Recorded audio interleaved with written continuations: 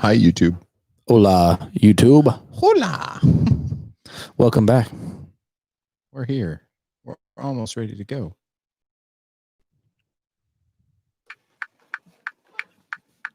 This list sucks. This list sucks. This list sucks. This list sucks. It sucks.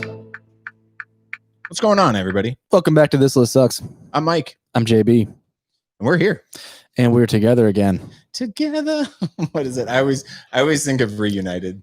Yeah, Reunited is a good one. I was trying to think of Boys Are Back in Town. Be a good one. Yeah, absolutely. I was thinking, dude, this is probably the longest time we've not seen each other since like August or some shit.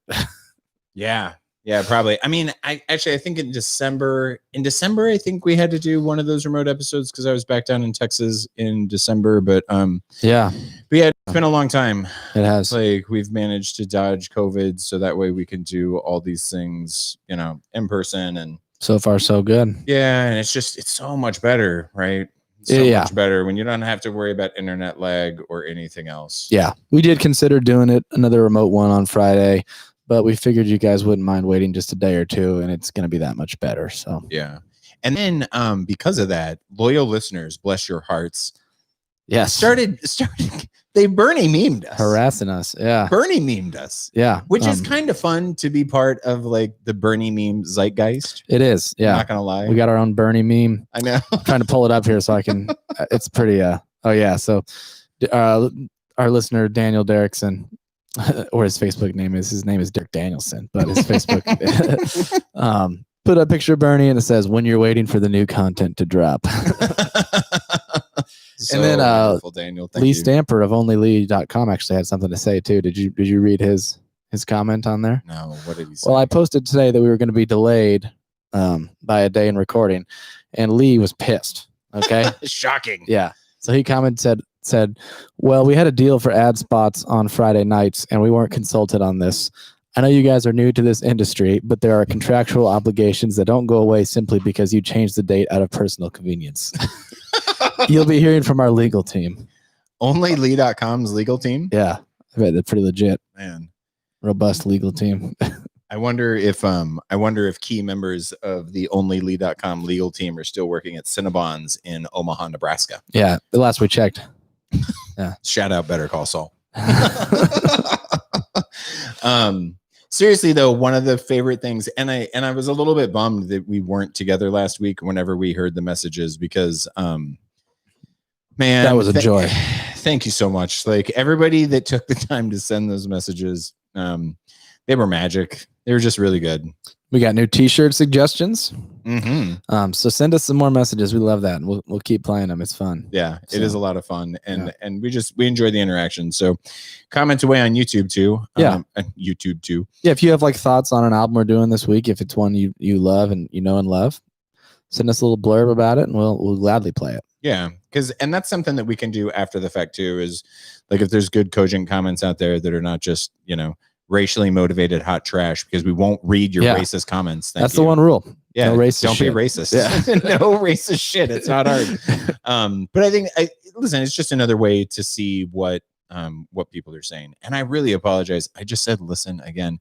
I'm gonna really try and at least limit the use of that word in my vocabulary. I don't think you should. Mom. At this point, it is, and it's not just her. Did you see that other email from Linda? Yes, we should read that off because our listener Linda Brundies had a suggestion. Do you have the email pulled up there? I do. Can you read that? Yeah. So Linda said that she's got a couple of things for us. One, she moves that we start a drinking game during the podcast every time Mike, me, says, "Listen, we drink." Solid. Number two, she's deeply, deeply offended that Britney Spears is anywhere on the list, and Melissa Etheridge is not at all. Yes. Wow. This is something I've been meaning to mention, and I keep forgetting to. Spoiler alert. Because Linda has been pissed about this. Yeah. Because she's an avid Melissa Etheridge song, and Melissa is super prolific and has had some really big songs. No kidding. So to have her be snubbed, that's a snub, and that's one that we should definitely cover in a snub episode. I'm all about it. I'm absolutely all about it. Because Linda's right. I mean, absolutely 100%. Yeah, Linda's 100%. right on this one. Listen, 100%. Listen, Linda's 100% right. Yes. No, she absolutely is. And Linda, thanks for reaching out. Always appreciate it. And anybody else, if you can dig up any other snubs, because JB and I we're trying to maintain a certain level of discipline with not getting too far ahead of ourselves to look beyond the list. Or at least I know that I'm trying to be a little bit surprised. I'm doing the same thing, and I think it makes for more interesting discussion when we actually don't know what's coming.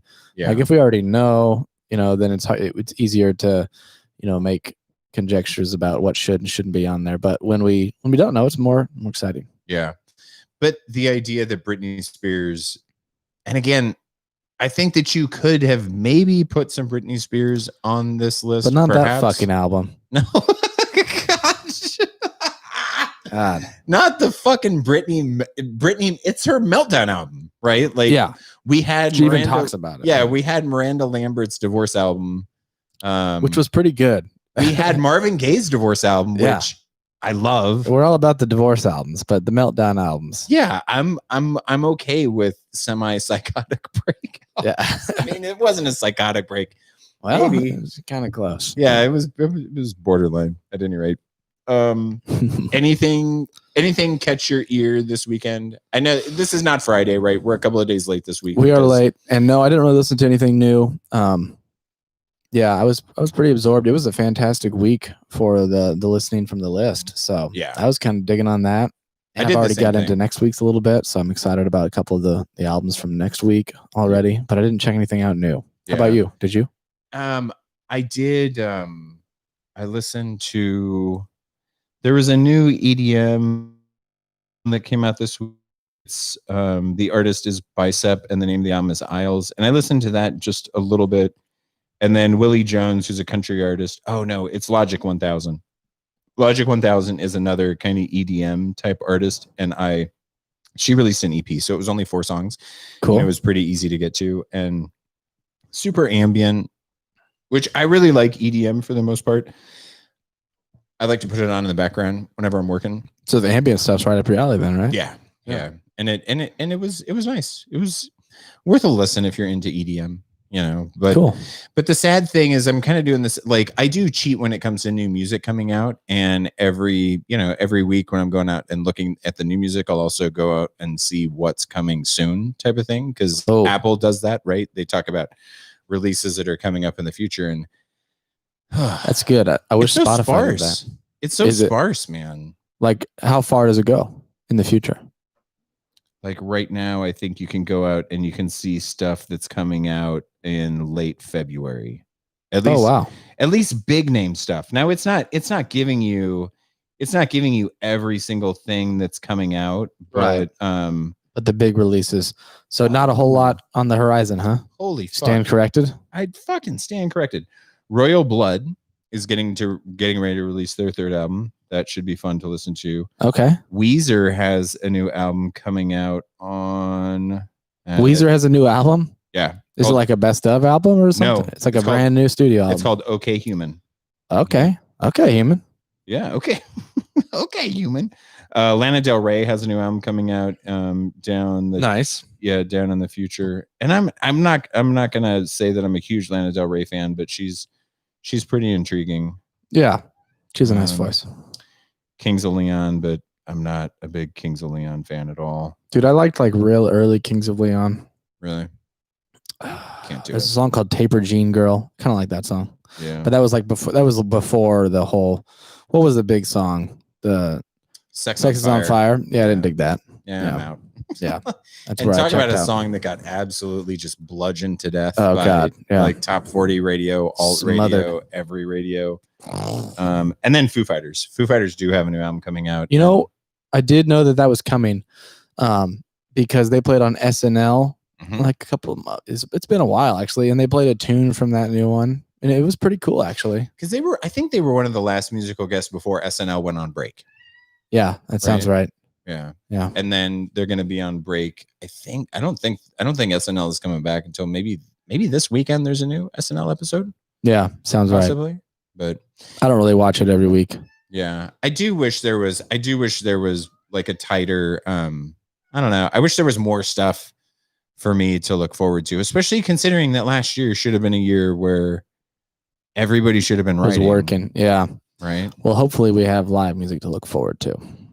Listen, we do. So, we do. Yeah. We do. At some point. It's just a question of will it get Of- canceled? Of when. Yeah. That's right. It's currently scheduled. Yeah, we absolutely have live music to look forward to. We just need to really kind of hope and pray and keep fingers crossed that Yes. vaccines get in arms and caseloads go down and hospitals don't get overwhelmed and bands are willing to put shows on. Yes. Because that's what I'm most worried about. Like the bands that I really want to see are maybe not comfortable with the idea that people can gather safe enough. Yeah. Yeah, I agree with you there. And I respect that. I respect the artist. It's the artist's choice at the end of the day, but I'm ready. Yeah, we're ready for it, for sure. I want to get a vaccine and then I want to see some shows. And I did submit a request as this list sucks. I figured we're essential workers here. And so we should probably be like first on the list. For vaccines? Yeah, the CDC does not agree. What? Yeah. That's fucking hogwash. I agree with you. Yeah. Hogwash. Yeah, this is an outrage. But we are apparently not essential. Except I thought I had a well backed up argument, but it didn't. I mean, did you attach the meme? That was before, so maybe now that we have the meme. No, yeah. Listen, I mean, we've been Bernie memed at this point. Yeah, we're legit. So I need to, I'll send that in with the attachment, and I'm sure they will have a revised answer. They'll be fast tracking our asses. It must be, yeah. Boy, I hope so. Listen, we're gonna beat people's ears this week. So do you want to start that? Yeah, we should. This is a great week. We should get into it. We have a lot to talk about. Yeah, I mean that goes without saying. So yeah, let's jump in. Let's do it. So we're picking it back up for those that don't know on Rolling Stone's list of the 500 greatest albums of all time. We've been working our way through that 5 records at a time, 5 records a week, and we are at 440.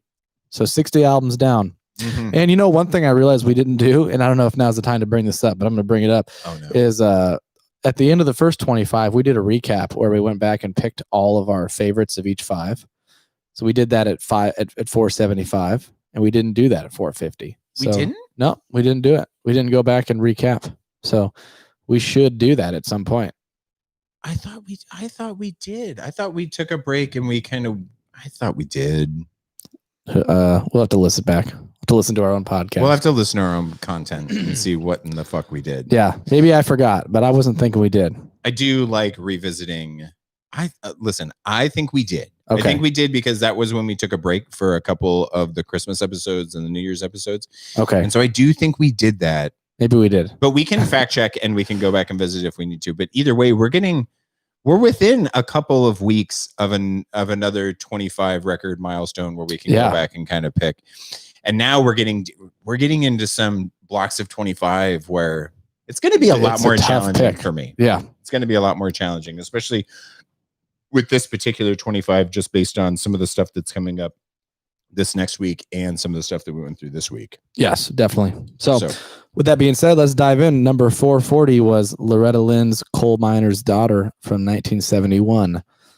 Loretta Lynn crossed over into pop with the autobiographical Coal Miner's Daughter, in which she proudly recalled her meager upbringing amid weepy steel guitar. Her mother read the Bible by coal oil light. Her dad sold hogs to buy her shoes. That resilient spirit carried over into the Coal Miner's Daughter LP's tunes about feeling jilted, what makes me tick, in parentheses, and loving another woman's man, anyone, any worse, anywhere. And the album, as well as the like-titled memoir and biopic, secured her place as one of the most important country singers ever. And I would agree with that. Amen. Yeah. Amen. I mean, this album, even if you don't like country music, I would challenge anybody to listen to this record and call it shit or garbage or trash or just something that's not worth listening to. Yeah, I agree. I mean, I would kind of wrote down that, like, I challenge you to listen to this and not have a smile on your face. Yeah. And the heart feel good. Yeah, good. It is. I mean, it's feel good, but it's also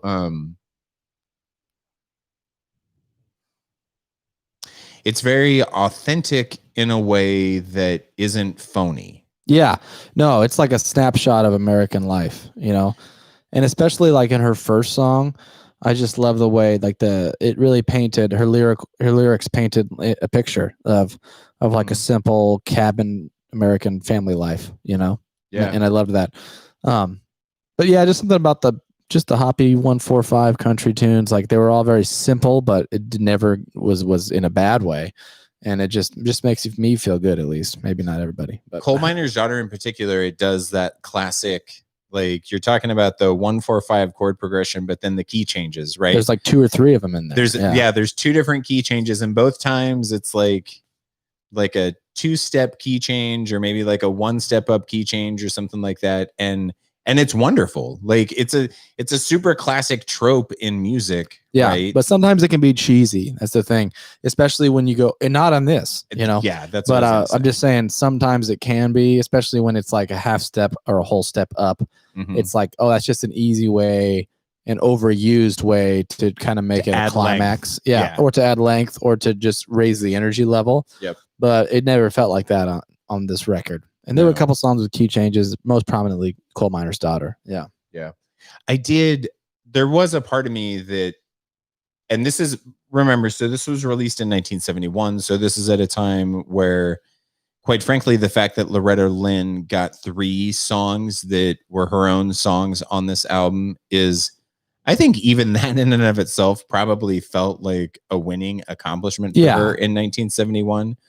But I do wish that this could have been a record with nothing but her songs on it. Yeah. Because the authenticity that she gets from the lyrical content of the songs that she wrote, plus the arrangements themselves, they're really good. Yeah, those were definitely my favorites from the album. Coal Miner's Daughter, and what were the other 2 that were her original compositions? Anyone, Any Worse, Anywhere. Oh. And then What Makes Me Tick. Yes. Okay. Yeah. Yeah. Those were all standout tunes for sure. I love her voice.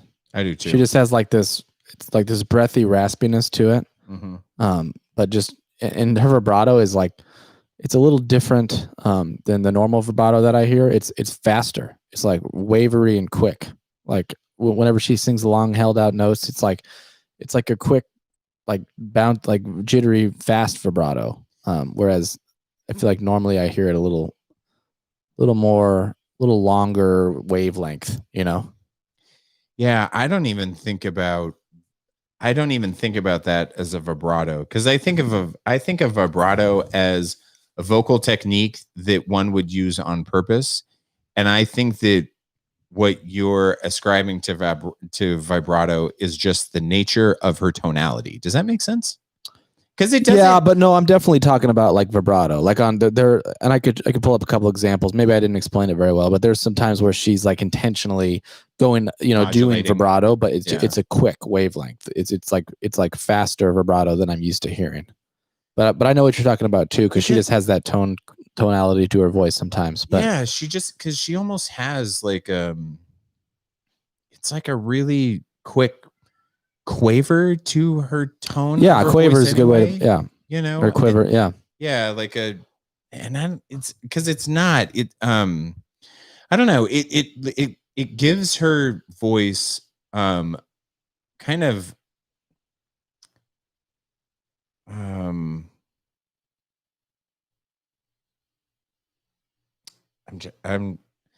I can't think of the right word.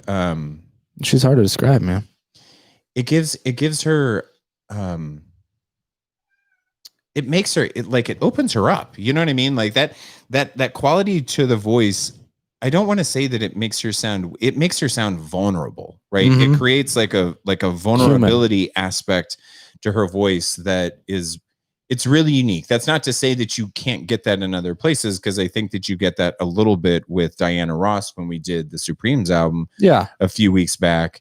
But Diana Ross's version of tenderness is nothing like Loretta Lynn's. No. And I think Loretta Lynn's is just, it's more poignant to me in a way. And I can't really describe how or why. And I just fumbled my way through a whole lot of fucking nonsense there. But sometimes it's hard to put things into words, and yeah, that's a good thing. Like if you could just immediately describe exactly what you were thinking, you probably wouldn't have to put a whole lot of thought into it, you know. So The vulnerability, though, is a word that I was rooting for endlessly. That I think is probably the best descriptor of her voice for me. yeah, one track that stood out to me was "It'll Be Open Season on You," with like a funk wah wah guitar. You remember that one? It's like a country Yes. tune, but it has a funky wah wah guitar. They're literally using a wah wah pedal. Which, how often do you hear that shit? Especially in country music from this time period. And then the whole double time feel behind that too, Uh-huh. right? So you because I wrote the same thing. I'm like, I wrote guitar work speaks a funk a little bit, right? Oh, it definitely does. Yeah. I mean, it was funk guitar for sure. Put on there. But on top of a country track, though, it's which wild. it kind of makes sense because I mean that shit was around at the time. I mean, this was Jimi Hendrix was playing at the time, or I don't know if he was at this. When did Jimi Hendrix die? Was it 70? It was 71. So, yeah.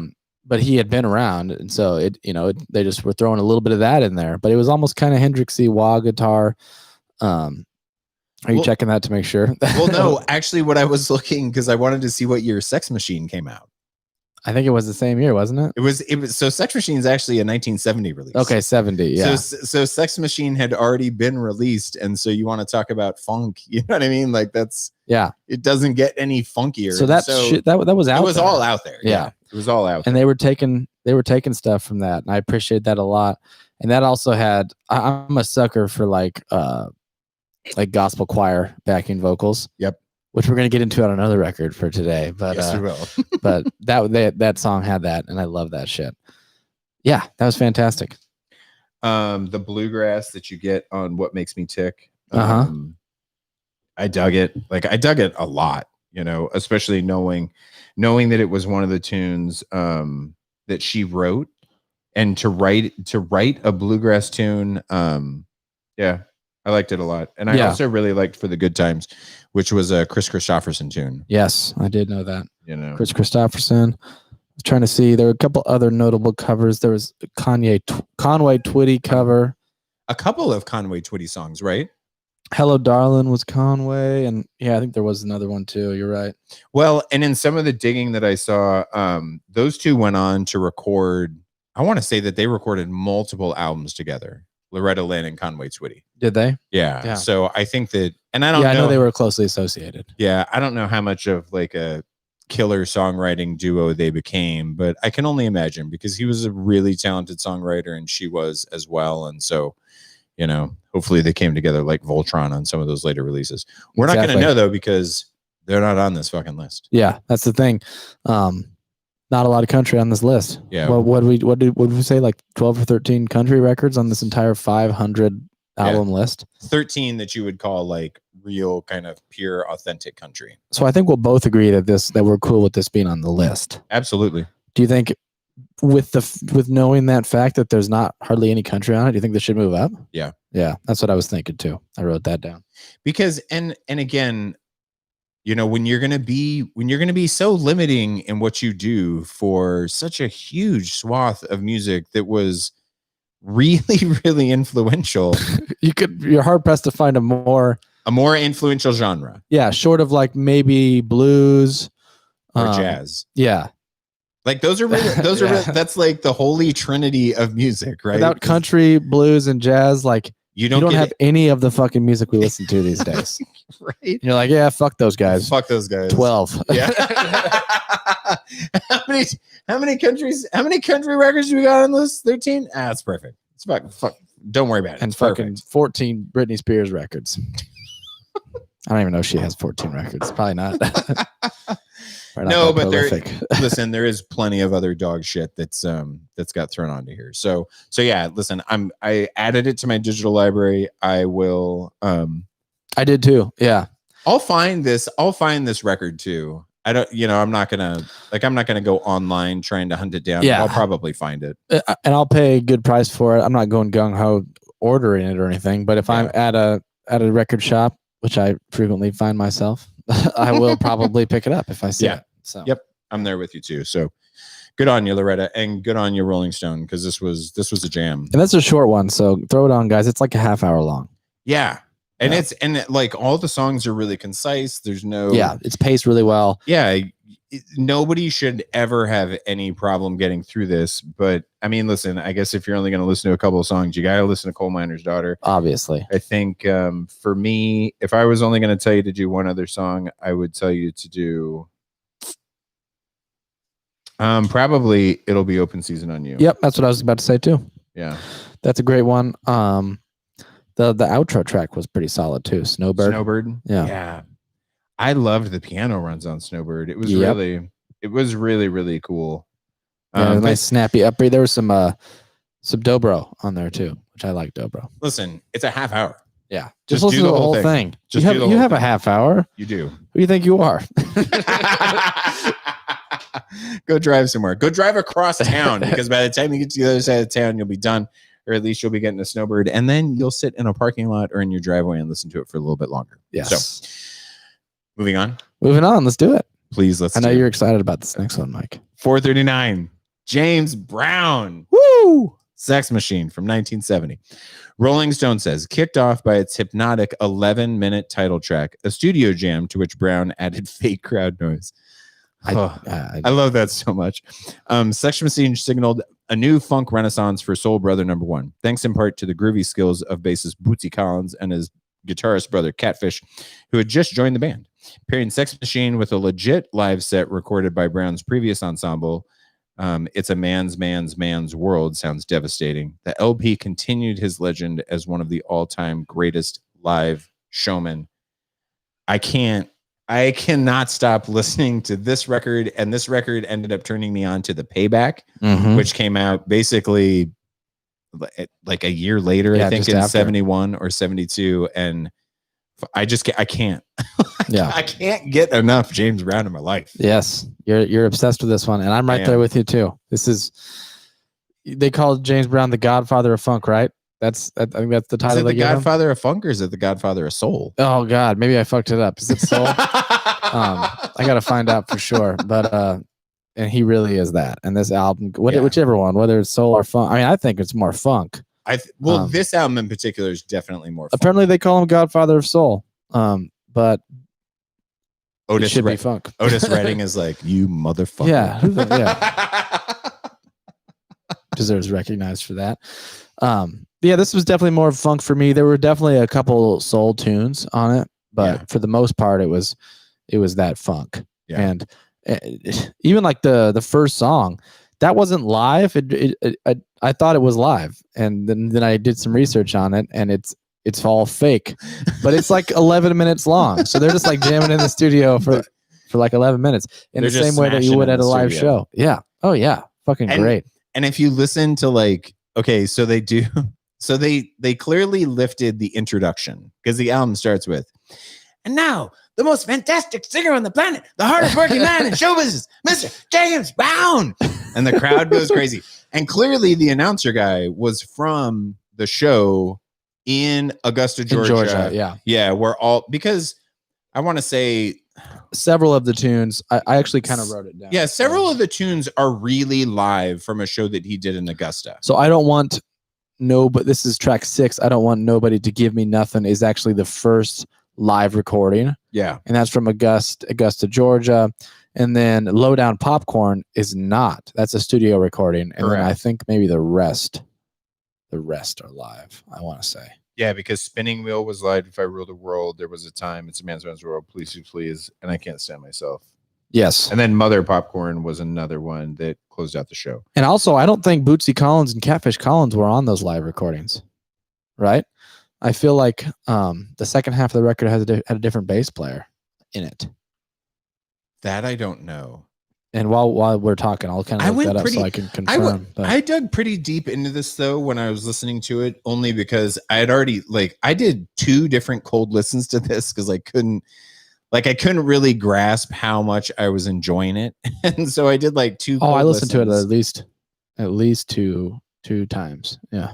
And then I listened to it again when I was taking notes with my headphones on. And so when I was listening to it that third time, I was giving myself a little bit more time to just try to go through and do a little bit of background on it.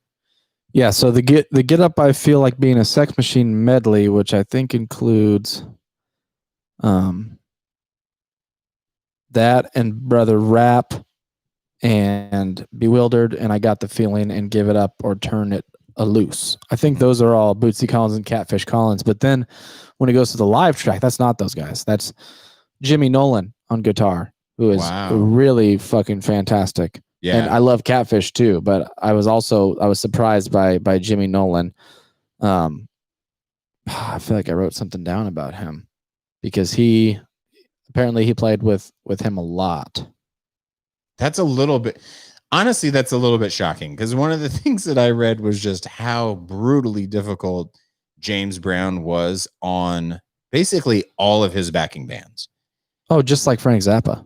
Yes. Yeah. Yes. And it sounds like it was one of those things because Catfish and Bootsy and the rest of that band, because a lot of the members of that band ended up with George Clinton in Parliament Funkadelic. And a lot of those members of those bands, they were only playing with James Brown for basically about 11 months before they had enough of his shit. And they're like, all right, we got to fuck this guy. Yeah, we got to do something different. So, I don't know what to say because I guess I was expecting the Godfather of Soul, right? And this album is a masterclass in funk. Yeah.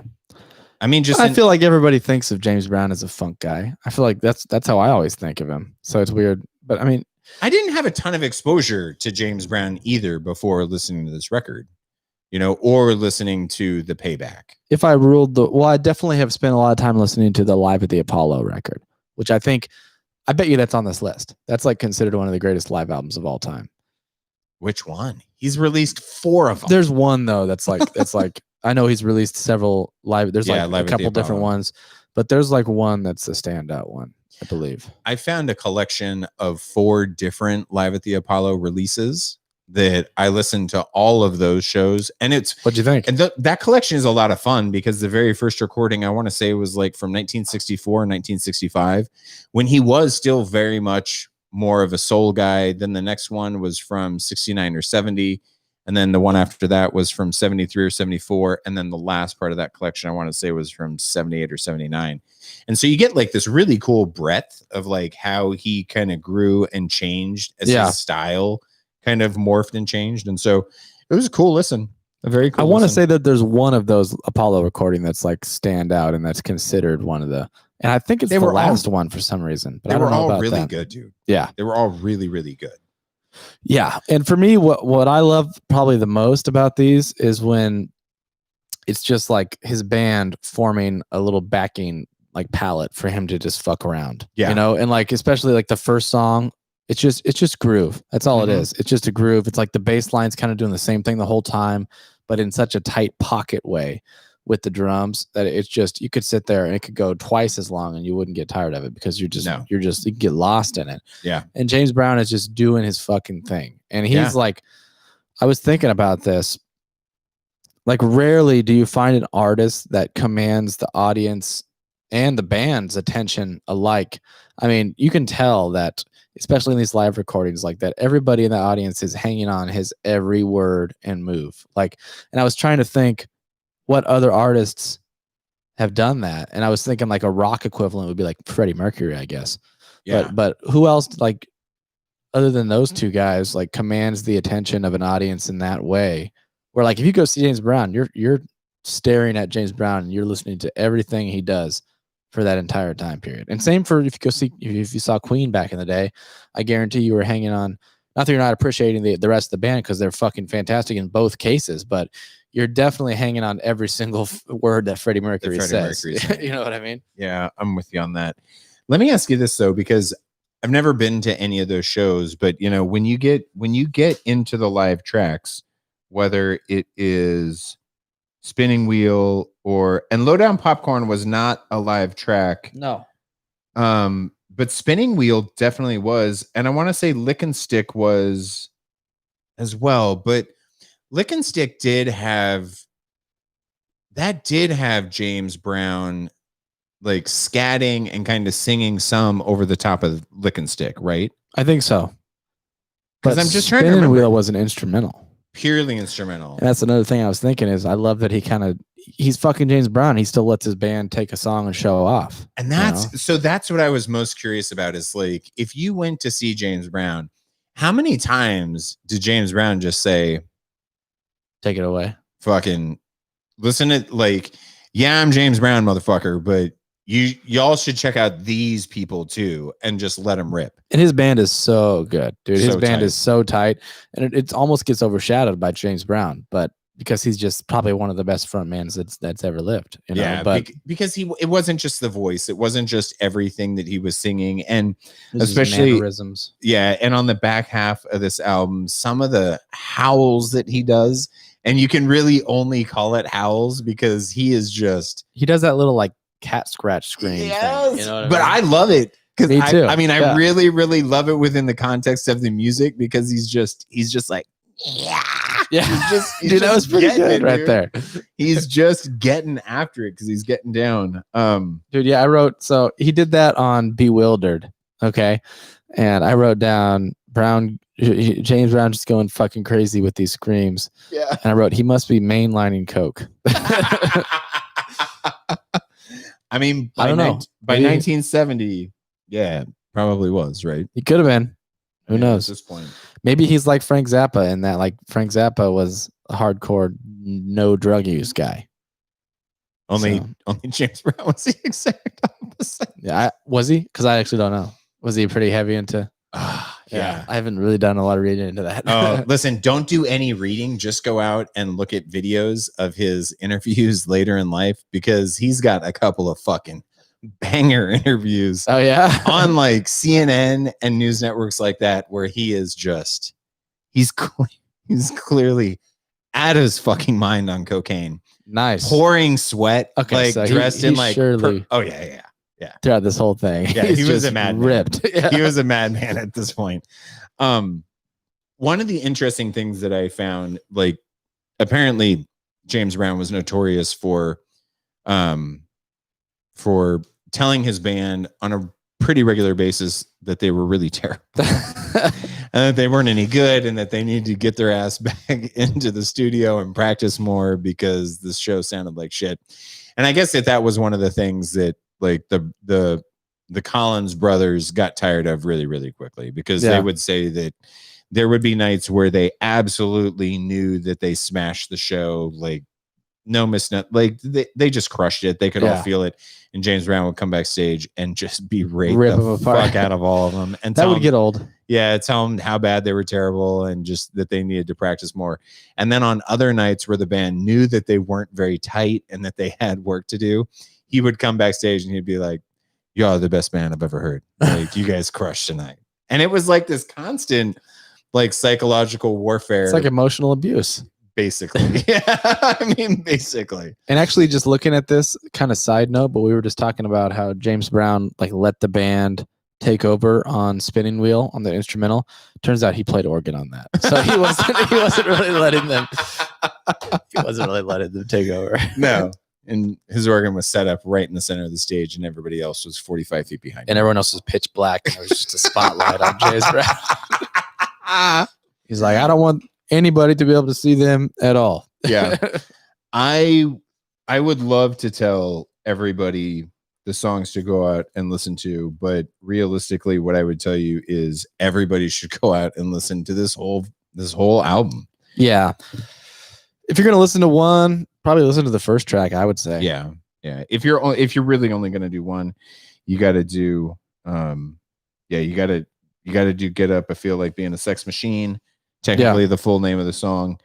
But if you haven't listened to the live version of It's a Man's World on this disc, do yourself a favor because it's a real gem. Listen, I added this and the Payback, which I'm hoping that we get to the Payback later, because if this album is on the list and the Payback isn't, I don't know what the fuck is happening in this world. Okay. Because the Payback is really, really good. I thought it was a better album than Sex Machine, but I've also I ordered the vinyl when I was down in Texas and it got here yesterday, and I've already listened to the vinyl a couple times. I bet we get a live one too. I bet we get I think you're right. The Apollo. I hope so. But yeah, I added it to digital as well, and I will definitely buy the vinyl. I didn't order it yet, but And obviously, this should be on the list. Yeah. No question. I might. Do you like the position of it? Depends on what else. Depends if the payback's on there and if Live at the Apollo is. If this is the only James Brown record, that's a crime. Whoa. And it should definitely be moved up. Yeah, that's a bold statement, Cotton. I'm saying I can't imagine that's true. Yeah, I'm not saying that. I think that's the case. But listen, I don't want to forget about a friend of the show, Rex Todd. He's playing. He's doing the home game with us, and at some point in time, we'll have Rex on as a guest host. Yes, we got to work that out with the good sir. But I do want to say that he agreed with us on Loretta Lynn. Yeah. He said, I'm an old soul and I absolutely love the albums, artists, and sounds of the early years of country music recording. Coal Miner's Daughters is a staple of country music, as is Loretta. She covers Hello Darling, originally written by Conway Twitty a year prior, but she makes it hers. And he really loves Hello Darling, loves it a lot. Classic Nashville sound, though. And I mean, she's literally, yeah, that's crazy. He references the fact that she's been releasing albums for 53 years. She's still alive? Yeah. Yeah, she's not doing too well these days. I was reading about it. It's kind of a bummer. Yeah, it is kind of a bummer. She broke her hip last year or something. But she's been releasing albums as late as, I want to say 2015 or 2016. Yeah, I think she's in her 80s right now. Yeah. So she's probably not releasing anymore. But yeah, I think you're right. 2015 or 2016. And it's crazy because if you look at her album covers, they look exactly the same. All of them do? Really?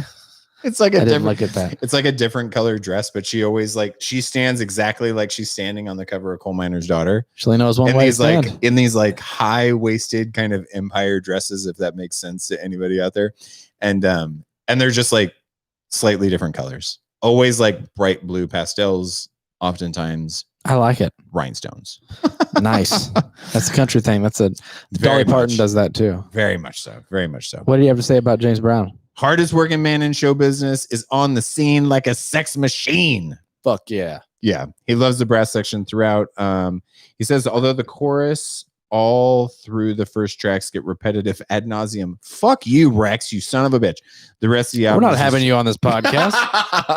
The rest of the album is hardcore soul R&B with the real James Brown singing his ass off and most likely putting on a hell of a show. I was just kidding, Rex. Yeah, we're gonna have you on at some point, Rex. But yeah, it's funny because what you thought was repetitive ad nauseum, I got lost in it. Yeah, I loved it. Yeah. I'm the same way. I got a little bit sad. I got a little bit sad when the title track was over. Listen, I got a little bit sad when "Give It Up" or "Turn It Loose" was over. Yes, there's a lot, dude. But again, I recognize that I could be in. I mean, whatever. I love this album. You're in the James Brown honeymoon phase. I am. I am. But maybe we'll be there forever. I could be there forever. Yeah. I could be too, I think. I could be there forever. Yeah. All right. Let's move on. Should we move on? Let's do it. All right. Coming in at 438 is Blur, Park Life from 1994. Blur improbably burst into the mainstream with Park Life's Girls and Boys, a 5-minute disco rock barn burner about cross-dressing bisexual libertines. They also sang about the joys of slacking in Park Life, but also how boring it is to conform an end of the century.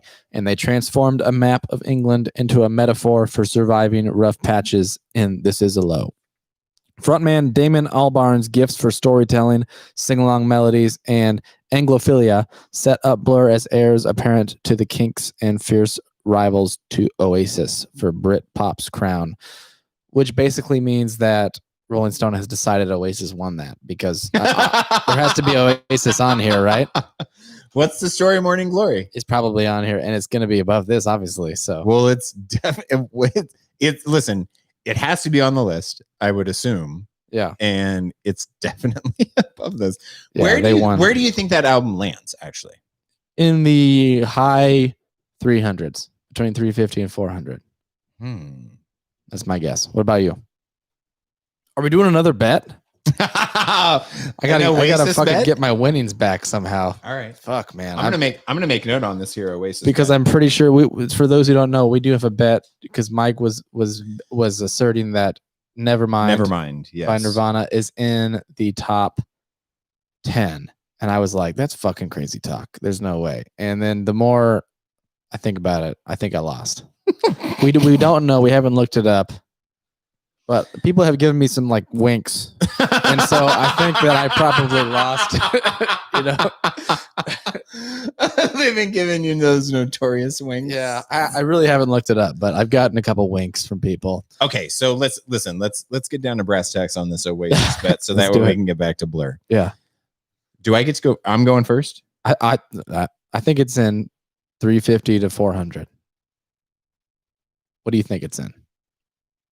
Just because I had already said that. Yeah.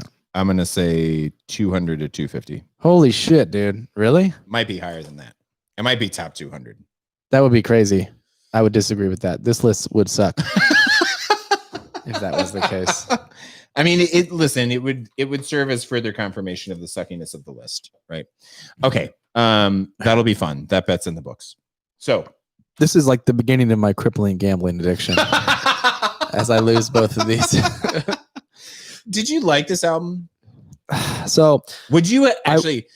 I'm sorry. You go ahead. I totally cut you off there. That's okay. And I apologize. Whatever. Before the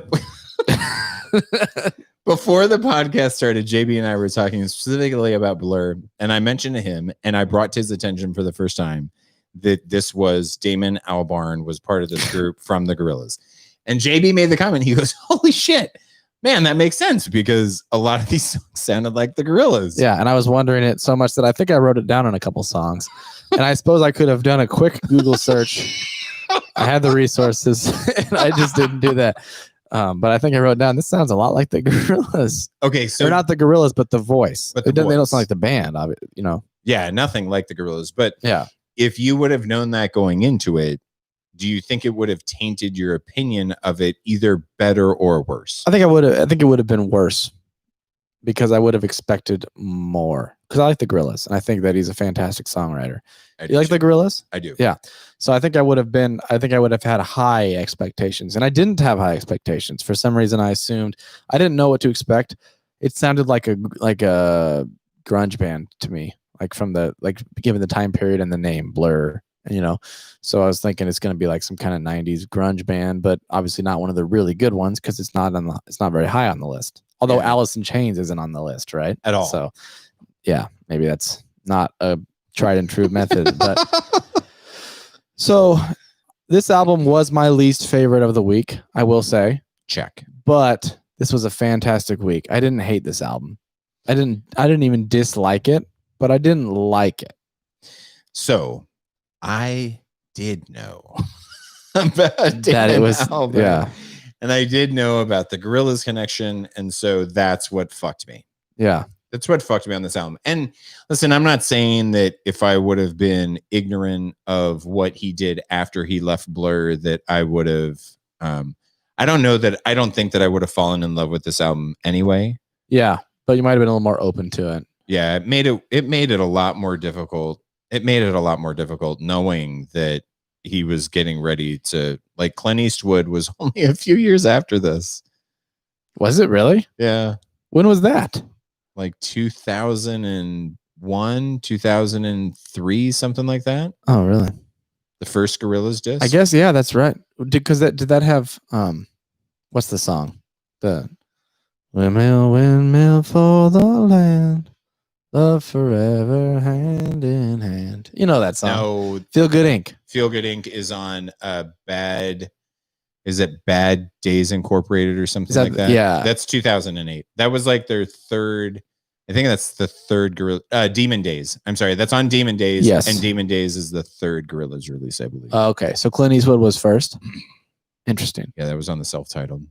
Feel Good Inc. is a fantastic song too. It is. And just not to get off topic, but it's 3 chords. It's fucking 3 chords on that chorus, but like, what an incredible hook that is. Yeah. You know? So all that being said, yeah, we're not talking about Blur right now. Yeah, we're not talking about Blur at all. Okay. But that's the hard part about this to me, because there were some songs on here that I really, really loved. I'm not gonna lie. I love To the End.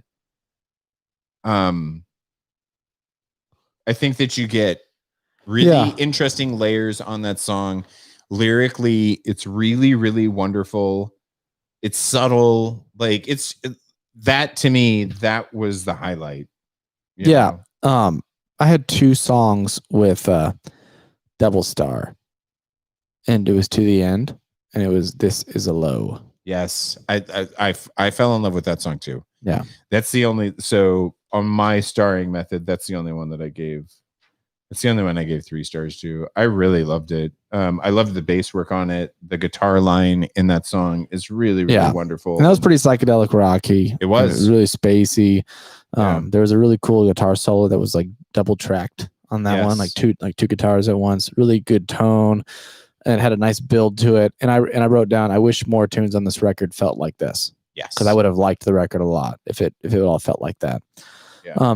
What'd you think of Tracy Jacks, just out of curiosity? That was the second track. Yeah. Okay. So I wrote, fun little story of a song. Nothing super unique instrumentally. Vocally, it was fun. And lyrically, it was fun. Yeah. Yeah. Kind of reminded me of like some like pop punky stuff, like some Green Day or something like that. But like a more British Green Day, but with like Beach Boys backing vocals on it. It had like the kind of thing on it. Yeah. And I guess that's kind of what I was I guess that's a little bit about what I was thinking too. I didn't hear so much the pop punk. It reminded me of like the Green Day. I don't remember what year it would have been, but like with Warning, Warning. Mm-hmm. It's a fantastic song, but like just a similar vibe to it. The So because I had been looking, apparently Blur and Oasis were bitter arch enemies at this time, like vying for the title of post Beatles Britpop champion type of shit. And so that was the other thing that I was doing while I was listening to this album, is I was thinking about what was Oasis doing at the same time that this was happening. And I hate to say this, but I found Oasis's music just far more intriguing. Yeah, if that I would makes probably sense. agree. And I haven't even listened to that much Oasis, and I would still probably agree with that. It felt like it was just trying too hard to me. Like it was kind of a little all over the place stylistically. Yeah. And it just kind of felt contrived. And I think what maybe led to that was just the style itself. Because did you dig too much into Britpop? Like what? So it's like it was a style of music that was intentionally like brighter and whimsical as a response to like the darker American grunge scene of the time. Oh, so it's almost like they were intentionally like forcing it so just to have some kind of contrast to be somehow different than the dark, because the grunge scene was pretty like dark at the time. It was. Yeah. But still, fuck it that. seemed contrived to me. Yeah. And again, I didn't have that background going into it, but I don't know. Listen, it's just not my thing. I didn't add it. I didn't hate the fact that I listened to it. I'm glad that I listened to it, but that's kind of the same thoughts I had. It's like, it's worth a listen. Not that I'm going to, if you're listening to this podcast and you're going to only listen to a couple records from that we talk about today, don't listen to this one. Yeah. But if you have time and you're listening to all of them, you're not going to be upset that you listen to it. No. But yeah, I didn't add it to digital. Not going to do the vinyl. No. I'm iffy about it being on the list. I mean, Britpop, just because it was a whole movement and genre, should probably be represented. But I'm happy with Oasis doing the representing there. Yeah, I am too. Yeah. Because I hopefully not with Mike winning the bet. In that range. Even just thinking about the snubs that that we've already gone through on these bonus episodes, I would happily put, I mean, honestly, I would happily put the Opiate EP. I would rather have the Opiate EP than this in some ways, but actually that's not true, because I don't want the Opiate EP on the list, but I just don't necessarily want this album on the list, because I think that there's plenty of other stuff that we should represent, especially from country music, which is horrifyingly underrepresented. And this is where Sturgill should come in. It seems weird, just considering the snubs, to have this one on there. I'm right there with you. In fact, meta modern sounds in country music would be a wonderful 438. It'd be a good spot for it. Yeah. Because I don't know that I would want to push that album way, way deeper into No. the list. It might even be a little high. Yeah, I would say, but it should absolutely be on this list. It should probably be somewhere in the 400s, and it should be there so that way people recognize that country music has not been abandoned. No, it's still out there. It's still being made. It hasn't been, and not all country music has been bastardized by pop or hip hop. If anything, it's been revitalized. Exactly, by Tyler Childers and by Sturgill and by Chris Jason Stapleton Isbell, and yeah. Jason Isbell. Like all of those guys are really giving credence to, like real country, real roots. Even Americana. Cody Jinks, Yes. and it's not like that's not my preferred brand of country, but I recognize it and it's good. Yeah. So and that's just to show that there's lots of artists. We're not mentioning several. Do we even say Chris Stapleton? Did you say that? I just said it. But Did we say Sturgill Simpson? But Stapleton has got to be on this list though, because he wasn't on any of the snubs that we saw, and I'm imagining that the Traveler is going to make an appearance probably in the next block of 100. 100%. Yeah. Rex was kind of, I don't know, lukewarm on this. He said, nice early Britpop, kind of dig it. Spoken word track on its self-titled song. Impressive guitar duet on Bank Holiday. This whole album is like visiting a genre of the British invasion. It tells of influences from the Kinks and Oasis on certain tracks. Yeah. And see, I really did not like that spoken word track at all. That was like on the... Which one was it? It was on Park Life. Oh. It was annoying to me. And even just the... Yeah. Like with the Britpop thing, it was like bright and chippy to like push against the dark American grunge and just intentionally emphasized Britishness. It's literally what the article said that I was reading about it. So Yeah. it's just like Listen though, if you want to dig something from Great Britain, just skip Blur and move right on to number 437. Oh, 437. Let's move right on to number 437. Are you good with that? Do you want to? Can we move on?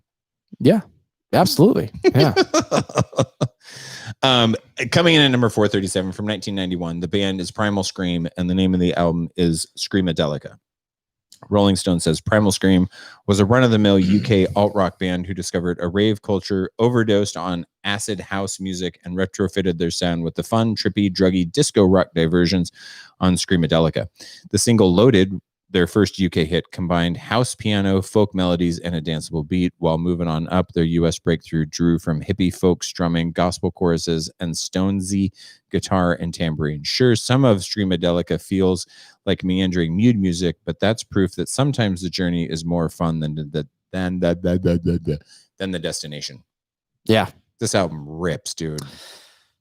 So yeah, what I was gonna say is like kind of every once in a while on this list, we come across an album that is just a true like surprise, and you really truly fall in love with. You didn't know what to expect, and it's just a real highlight of your week.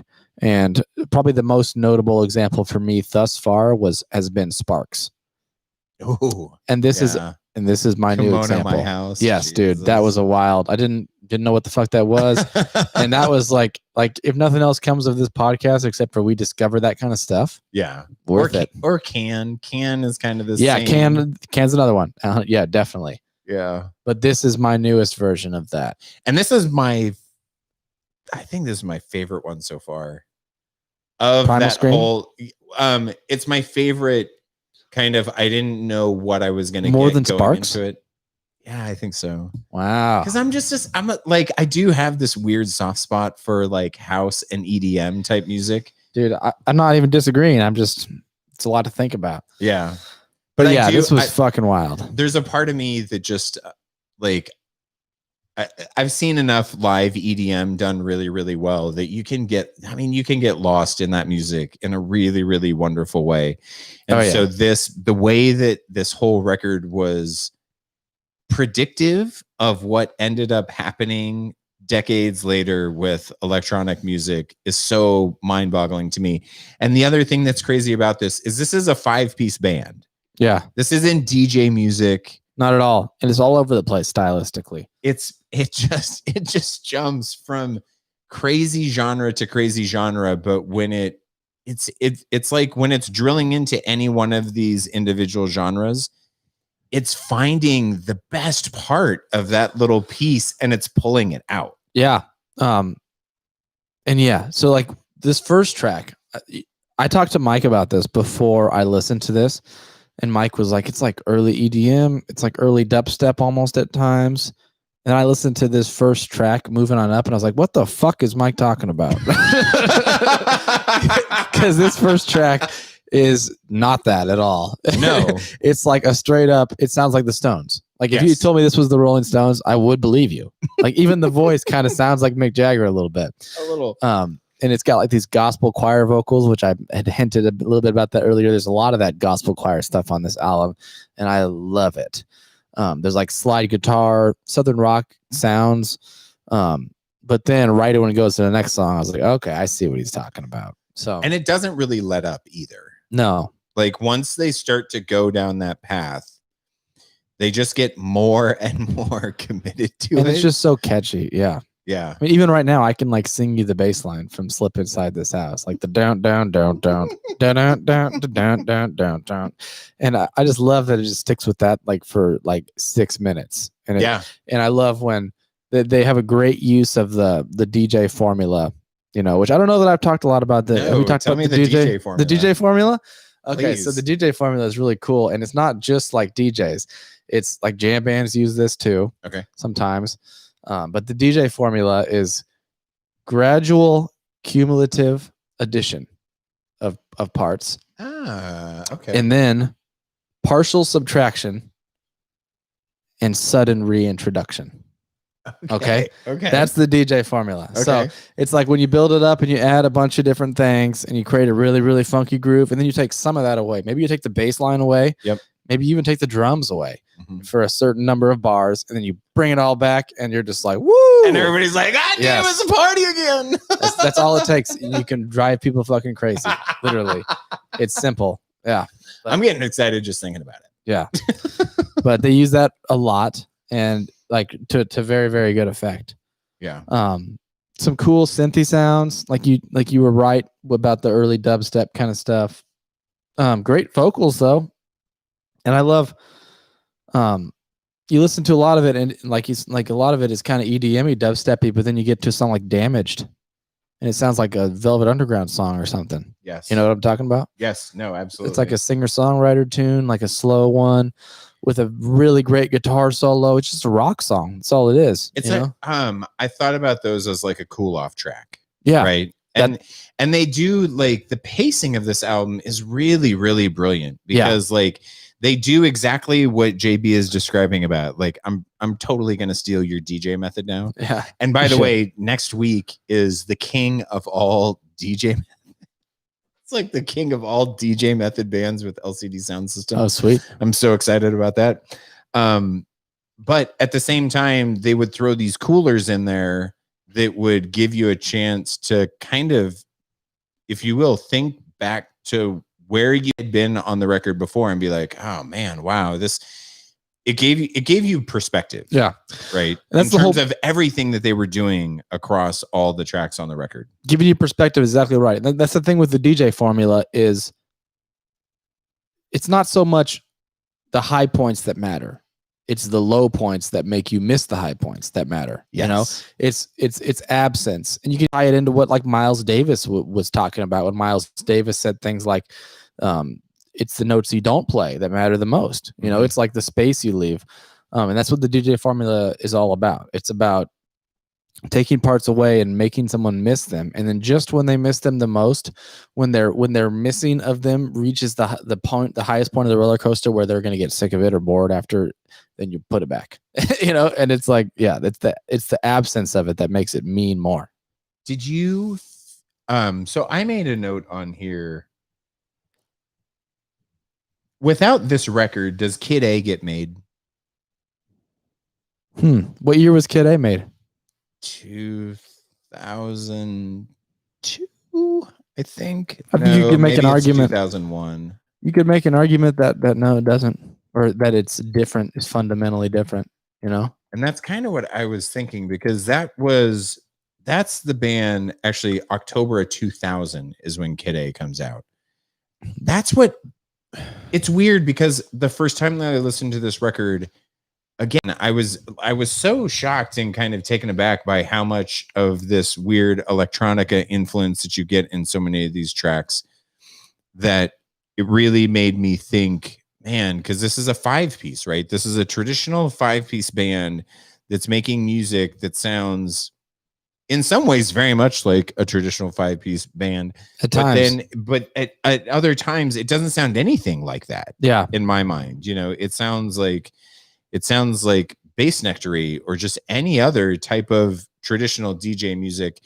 And so that, I think that whenever I got to the tail end of the sound, because it was really at the end that I was thinking to myself, is it stuff like this that made Tom York and Johnny Greenwood and everybody else in Radiohead say, you know what? Fuck these instruments. Like, there's other stuff that we can play and we can make completely different sonic textures on a record. Yeah, I think no one would fault you for making that argument. I agree. What'd you think of? So I just want to point out a couple of my favorite tunes from this. Inner Flight was like an instrumental. Remember that one? Yes. It sounded like a fucking fantasy movie soundtrack almost. So I thought about you when I was listening to that, because there was a record, and I don't remember how many weeks back it was, but it was a panning vocal. Oh yeah. And it was driving you nuts. Oh, do you remember what I'm talking about? Otis Redding. Yes. Yeah, but this was back and forth. There was like panning synth back and forth. Yes. But the Otis Redding thing was like his entire vocal the whole time was trapped on the left. Oh, fuck that. Okay. Yeah. All right. Yeah, that's bullshit. And that may have just been that, like, that could have been, well, no, it wouldn't have been mono stereo, because if it was a mono recording, then everything would have been central. It would have been central. I was wondering if it was like a jukebox thing. Yeah. I don't know. Either way, though, I loved on that Inner Flight. Like, I loved that panning effect that they were doing with the synths. No, I loved it too. Really, really loved it. And just the melody on that. It's like a flute like kind of synth melody thing, and it's just a journey. Like it sounds like reminded me of Peter Pan. Yeah. For some reason. Listen. I really I loved Don't Fight It, Feel It. I loved the single mix of Higher Than the Sun, and I also loved the dub symphony in 2 parts. Yeah, that was But I'm Coming Down may have been like one of my favorites on the track, because it was a super, super cooler track on the album, but it was one of those that I listened to it and it was perfect. Lyrically and musically, it's rare that you get a song where the music exactly makes the lyrics make perfect sense. Yeah. But this one did it for me, because it was literally a song about coming down. Right? Well, yeah. And it was also, it's kind of like lyrically, it's kind of talking about the downfalls of drug use. It's kind of what I picked up on. Like it's not all sunshine and rainbows. Yeah. I also made a note on here that this is the Las Vegas theme song. Oh yeah. The saxophone on that was wild. Yes. Actually, some unique saxophone playing. Yes, absolutely. And that's the one where it was pretty psychedelic throughout, and then at the very end, it like quieted down, and there was like this girl that was like, "Yep, I know that feeling." I loved that. You remember that? Yes. No. And I made the same note. I said, "End sample is classic." Yep, I know that feeling. Yeah. And speaking of samples, I loved Loaded, dude. I know. That's the one where he's like, "We want to be free to do what we want to do," and that sample kept coming up. What was that from? Do you know? Okay, so yes, so I dug into that because I'm like you, like I really, really loved it, and I wanted to know what the deal was. So it's from a Peter Fonda movie called The Wild Angels. Oh man, I want to watch that movie. Yeah, that's what it's from. I love that. He's like, we want to have a good time. We're gonna have a party. And then the song like started right after that. And that track also samples Edie Brickell and the New Bohemian, or in the New Bohemians, What I Am. Like the drum beat from What I Am by Edie Brickell and the New Bohemians is also sampled in Loaded. That was fantastic. I loved Loaded. Yes. For me, if you're gonna listen to if you're gonna listen to 3 songs off this, because you got to listen to at least. Yeah, 3. you got to listen to at least 3. I would say Loaded. I would say Come Together, because I fucking loved Come Together. Do you remember that one? That was the one with all the gospel choir, yes, like EDM kind of beat, but like Velvet Underground-y vocals. Yes, Except for the drums were not that at all, you know, and then horns all over the place. All over the place. And you got to listen to Damaged for me, just because I think that's a fantastic tune, and that's like not like the rest of the record at all, you know? Yeah, and that's so that's the one thing that I would say is that if you listen to Damaged and you expect that on the rest of this record, you're going to be sorely disappointed. Yeah. Moving On Up is like the only other song that's similar. I would tell you that a lot like Sex Machine, I would tell you to carve out an hour of your life to listen to this whole record, because I think that it's really special. I really do. Like I think that, and again, not knowing anything about Primal Scream, this is the first Primal Scream record that I've ever heard. Yeah. So maybe same. Maybe I'm just a moron and I need to do more listening for Primal Scream. Could be the case with me too. Yeah. But either way, I think that you got to carve out an hour of your life to find the whole thing. If you don't want to do that, listen, Loaded is on my list too. So I would tell you to listen to Loaded. And then the single mix for Higher Than the Sun, it's like 3.5 minutes. It's nice, it's concise, and it gives you a feel for what you could get with the rest of this. Yep, I agree. But I did add to digital, and if there's vinyl, I'll buy it for sure. Yes. And the same way. Definitely good with it being on the list. What do you think about the position? You like the position of it? I think it's pretty good. Do you think it should be higher? You think it should be lower? I think I would probably be okay with it being closer to 400. I think I could move it up a little bit. I wouldn't break it out of the 400s, and I probably wouldn't move it any lower than what it is. I could play with it a little bit, but I think it's close to the range where it should probably be. Yeah, I agree. But really fantastic. Thank you, Rolling Stone, though, because there's so much of your list that really, really blows. Yeah. Huge dicks. This one didn't. I mean, this one, much of this week that was so good. But I kind of had like a "Where have you been all my life" moment with this song, with this record. Yeah. I felt the same way. Should we do the last one of the week? Let's do it. Let's kill it. Coming in. 436. Get your Thug Passion mixed. All right. 2 parts Alizé, 1 part Cristal. That's right. New drink. All right. So coming in at 436 is Tupac. All Eyes on Me. Death Row Records from 1996. Motherfucker. Tupac wanted it all. Credibility and success, murderous lyrics, and voice of a generation, gravitas. On his 4th and final album, he briefly gets it. In the course of 27 songs and 2 discs, Pac empties his brain of the contradictory impulses. The Dr. Dre track California Love became a huge house party hit, but what unifies the album through an array of different producers and guest stars is Pac's charisma and his struggles with morality. Quote, "It's similar to Rhythm Nation, but thugged out. Forgive me, Janet." I should have rapped that, shouldn't I? Yeah, you should have. Probably have. I'm not going to, though. All right. For the sake of our listeners. What'd you think, Mike? I'm scandalous. Scandalous. So how many fucking Nate Dogg features do you get on this album that just make you pine for more Nate Dogg? All of them. He smashes. Yeah. He fucking smashes. He really does. And time again. We talked about this some last week. We're both pretty familiar, right? Yeah, super familiar with this record. Yeah. Really, really love it. And honestly, not to jump the gun, but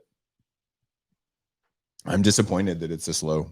In terms of what this record means for hip hop, what it was relative to other music that was coming out in hip hop in 1996. Well, I was going to wait to talk about this till later, but we might as well talk about it now because it kind of ties into what you're saying. So there's that age-old hip hop argument, or Tupac versus Biggie. Yeah. Ready to Die has to be on the list, right? Absolutely. So they decided that Biggie won, which is pretty fucked up because I feel the opposite. And I love Biggie. But also that means that Surely Doggy Style's on the list, so that's higher. Surely The Chronic is on the list, so that's also higher. There's a tremendous amount of rap between 1991 and 1998 even. Yeah. That's way fucking higher on this list than Tupac. Yeah. And that's a little disappointing. Tupac's my favorite. He's my favorite rapper. Is he your favorite rapper? Yeah. Period? I think so. You like Tupac more than Kanye? In terms of rapper, yes. Because Kanye is, I love his production. Yeah. You know, but in terms of just like his rapping style, oh yeah, fuck yeah. Tupac all the way. Yeah. How about you? I like Tupac's flow a lot better. Yeah. Who's your favorite rapper? Ice Cube. Yeah. I feel you. Cube is it for me, and a close number 2 for me would be Redman.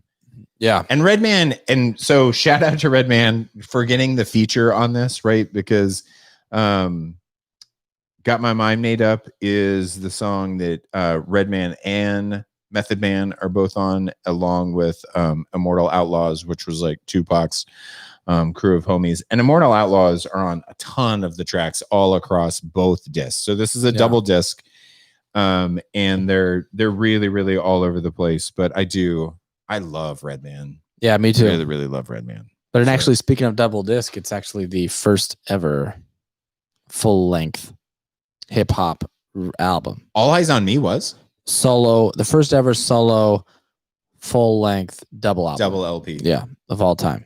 And for the record, and again, this is something that JB and I were talking about before the podcast. At this time, in the mid 90s, in the early 90s, in the late 90s, early 2000s, fuck, even today, half of the hip hop albums that are released, you get at least 2 or 3 of these like skits. Terrible skits. Like skit tracks that I'm sure they seemed like a really good idea when you were in the recording studio, but and I'm sure they were a ton of fun to make. Thank you. And they might be fun for us to listen to once. But then after that, we're like, okay, we get it. Skip. I mean, how often do you not like? I'm skipping those fucking skits every time. There's only a handful of times that I will listen to a skit, and it's got to be on one of those, like, it's a seminal recording that the skit has become ingrained in what the record is. I'll listen to a couple of the Eminem skits. Yes. Just because they're so short. They're not long and arduous, you know. Redman fits the bill for me. Like on Muddy Waters, which is my favorite Redman album, there's this skit called the Fucked Up Chicken Head Convention. And it's literally like this fake news reporter walking around talking to like chicken-headed women about why they're chicken heads and like what makes them a chicken head. What does that mean? A chicken head is like a hoe from the neighborhood that's just like, she's kind of gross and kind of nasty, but she doesn't give a fuck, right? So like on the Fucked Up Chicken Heads convention skit, she's like, so what makes you a fucked up chicken head? And this girl's like, shit, I'll be going to the grocery store, I'll be going there right after work, and I'll stick my hand in my pants, I'll be digging in my ass, girl. And she's like, oh damn, girl, you are a chicken head. That type of thing. Damn, dude. But I really love it. It's terrifying. People do that shit. I need to do a better job at washing my produce. But this is a double album, 2 hours and 15 minutes long, and there are approximately 0 skits. Yeah, I mean, you can maybe argue the one that we were talking about is what's your phone number, which is just like a straight up transcript of phone sex. But it's like a transcripted phone sex / skit at the tail end, and that's the last song on the first disc. But outside of that, you get a little bit of a skit in Checkout Time. But I actually really love the skit in Checkout Time because it's also music, and it what were you gonna say? The music is really good, right? So like the beat and the bass line and everything that's happening before that is really cool. And it also, that's one of those skits that legitimately makes me laugh, because at one point in time, the guy's like, yo, the front desk called, we got to get the fuck out of here. Yeah. Has anybody got 100? Yeah. Like, who's got some cash? Like, come on, we got to get the fuck out of here. And I just kind of love it because you don't ever lose the music, right? You don't lose the backing beat. You don't lose the music behind it. No, it's not just a skit. It's music. It's within the music. And it's same playful. for the phone sex one, you know? Yeah. Did you know, so Ambitions is a Writer, which I love that fucking song. I know you do. Did you know that was recorded literally the day Tupac got out of prison? That does not surprise me. He got out of fucking prison. He flew to another state and he recorded that song. And he recorded that song and I Ain't Mad at Ya. Stayed up like all night, I guess, and did those Really? 2 songs the very night he got out of prison. He was like, he got out of fucking prison. He'd been there for like 11 months. Yeah. And he was ready to fucking go. And he's like, oh, we're going to record these songs today. He did that. And the whole record was recorded in 2 weeks. All 27 songs. What? 2 weeks. That's fucking astounding. It really is. It's, yeah. At the same time, you know, he was in prison right before the recording of this album. So guy had nothing to do. He had some time to write. Yeah, but come up with bangers on this. But honestly, the most shocking part about that is how many features are on here, how well the features are worked in to this record. You know, Snoop does a fantastic feature on 2 of America's Most Wanted. Oh, fuck yeah. That's so famous.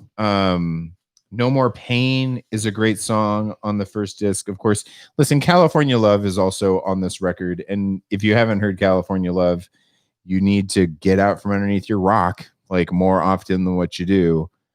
But I love it. Like, this is a time capsule for me. Like nobody else. Dude, the personnel on this record is just ridiculous. And I'm trying to read. Dude, I was gonna count it, but it's uncountable right now. I'll do like it's 3 columns on Wikipedia. 1, 2. 1 second. Almost done. Hang in there. Hang in there. So it's 32. So it's at least 96 people that are listed in the production of, or in the personnel section of this album. Just composers, vocals, background vocals, associate engineers, various instruments, a lot of vocals. So there's so many people that contributed vocals to this record. 2 weeks. Yeah. 2 done in 2 fucking weeks. This thing was recorded in. And it just ties amazing. into another thing I was going to talk about, which is like, I feel like there's a lot of stereotypicals of just like these gangster raps and they're just like, hoodlums or whatever, but like the work ethic of these guys. Yeah. They recorded this shit in 2 weeks. This is not easy to do. This is the 90s. It wasn't easy to go on and make this kind of production level, to make tracks like this and make beats like this. Yeah. The technology was not as good as it is today. Even today, you would, to make something like this in 2 weeks would be impressive. It'd be really difficult. To do this in 1996 when they're, using fucking tapes and shit, like it's like, it's wild. It's like the work ethic of these guys really stand out. Seriously. Another thing that we talked about, JB and I, before the podcast was this is a double LP, and it's every fucking bit of a double LP at 2 minutes and 15 seconds, 27 tracks. That is as double LP as you get. And I think anytime you get an artist that releases a double LP, you have to question, really, like, was this necessary, or should you have edited out the shittier tracks, either put them in the bank, like release them another day? Should you have done something different to not have to release a double LP? Yeah. And I am firmly in the no. It's hard to make that argument here. I think it's really challenging. Even in the very back half, there's some fantastic songs like Run the Streets, All Eyes on Me, Yep. Rather Be, can't say that word, are all at the very end of this album. And like, those are really great songs. Like good beats, good hooks, good rapping. Especially All Eyes on Me. Oh, God. And Run the Streets. Like, I mean, both of those. Heaven Ain't Hard to Find. I really, really like that's kind of a cooler. The one before that, Ain't Hard to Find. That's like a Biggie diss track, right? Yes. That's what I took it as. Yeah. So they talk about like, come on out here, we ain't hard to find. I know. So I mean, a couple of things, right? At 436 is where this thing falls in. So my first question, and I don't know the answer to it, I'm curious as to what you think. Do we see another Tupac album on the list? This is my favorite one. It's my favorite too. Yeah. But I'm wondering if we don't see Tupacalypse now. That's what I was wondering too. It's possible. I kind of think not for some reason. Really? I don't know. What do you think?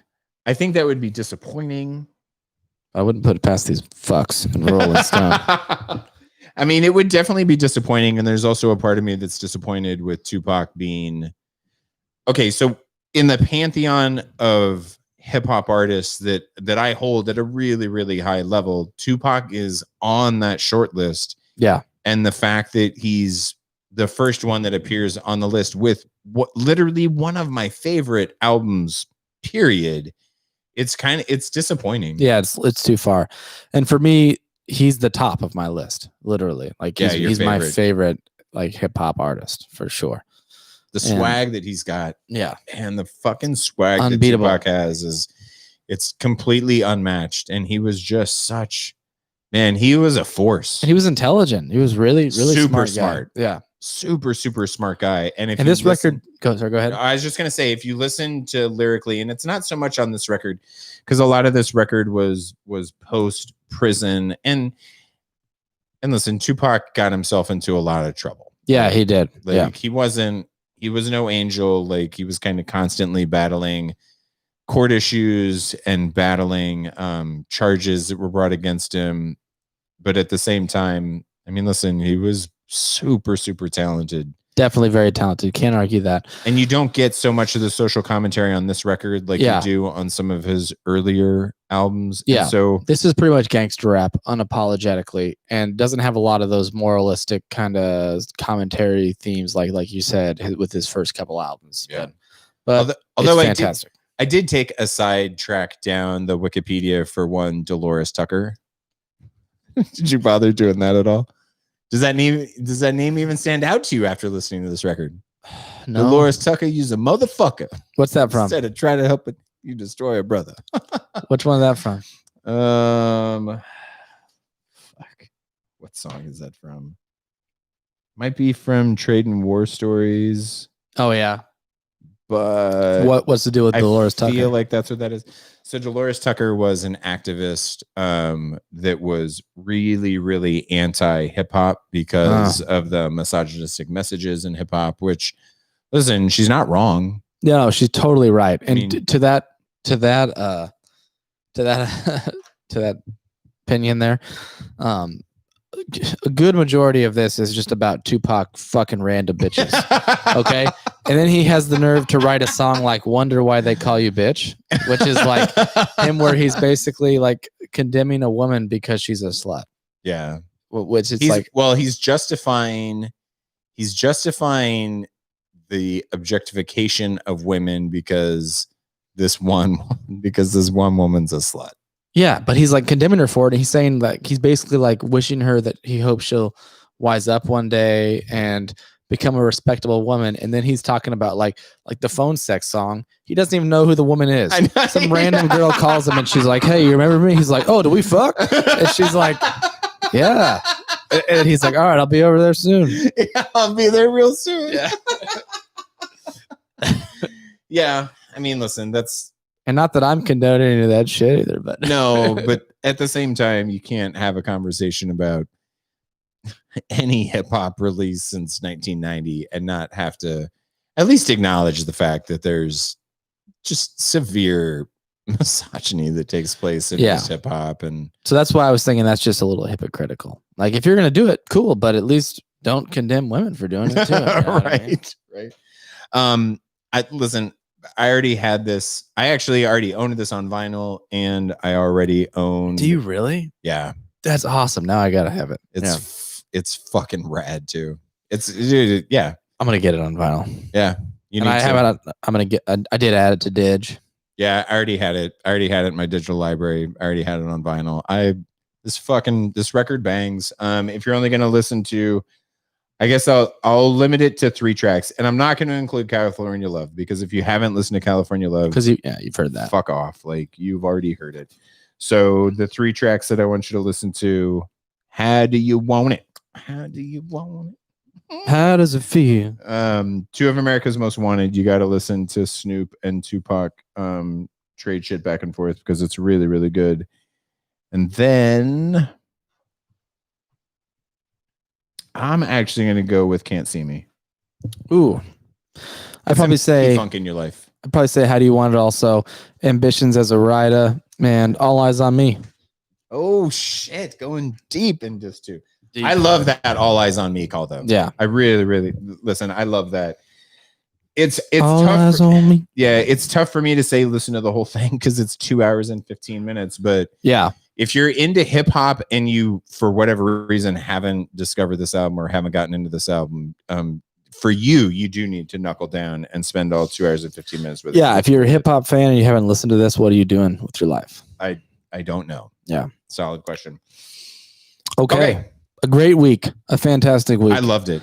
I mean, it's been a hot minute since I think we've had a week that's been this strong, and I just hope that because we're getting now into the high 400s, I hope we get more of these. We're gonna have more and more of those. Yeah, we are gonna be doing another episode tonight. We're gonna be doing a bonus episode. We're gonna take about a 15-minute break, I would say. Yep. And we'll get back to that's gonna be live streaming on YouTube as well for those watching. Go grab a coffee. Mm-hmm. But let's go ahead and preview next week's. Yeah, absolutely. So next week, if you're playing along at home, number 435 is the first time we'll be talking about next week. It is the album entitled Actually from the Pet Shop Boys from 1987. 434 is Pavement's Crooked Rain from 1994. After that,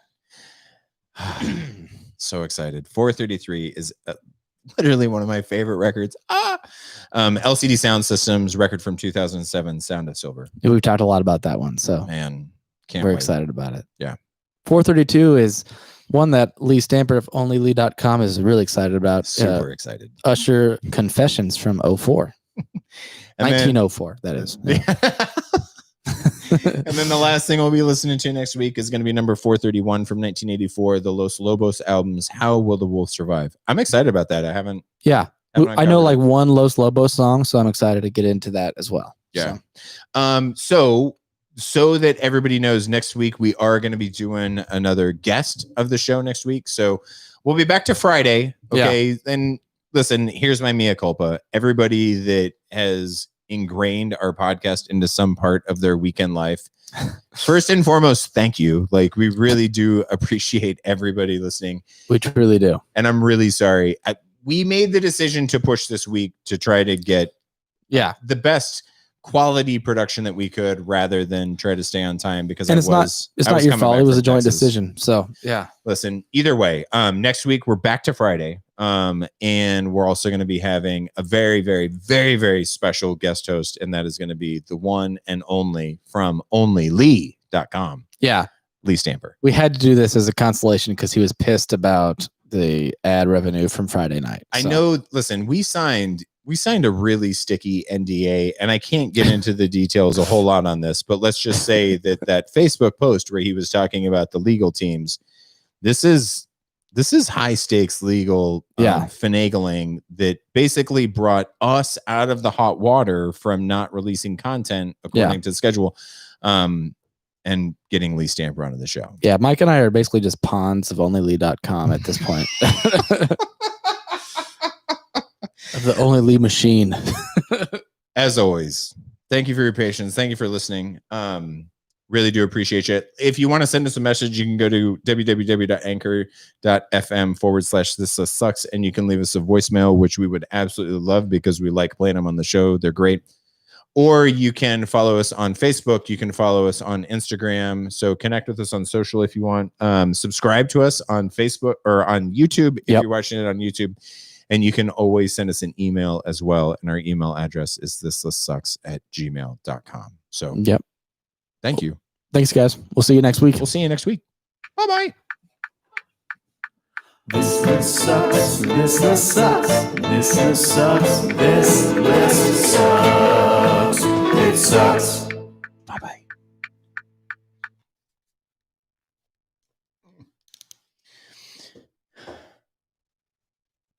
Let me leave the stream up. Let's end it.